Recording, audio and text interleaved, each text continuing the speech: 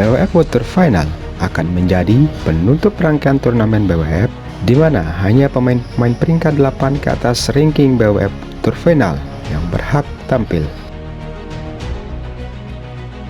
Edisi BWF Water Final kali ini akan dipusatkan di Guangzhou, China.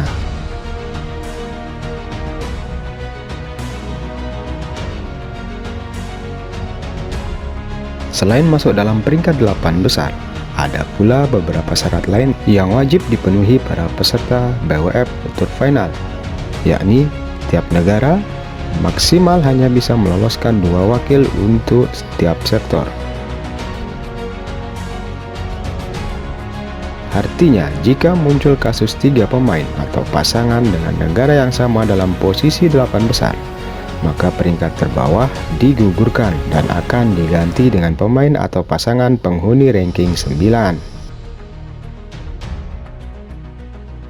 BWF Water Final juga mengalokasikan tiket wildcard kepada juara Olimpiade atau kejuaraan dunia.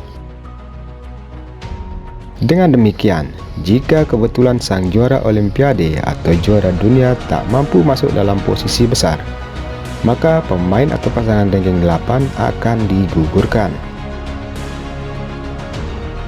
Saat ini rangkaian event BWF yang masuk dalam rangkaian Super Series masih akan dipertandingkan, di antaranya Denmark Open, Prancis Open, Hilo Open, hingga China Open.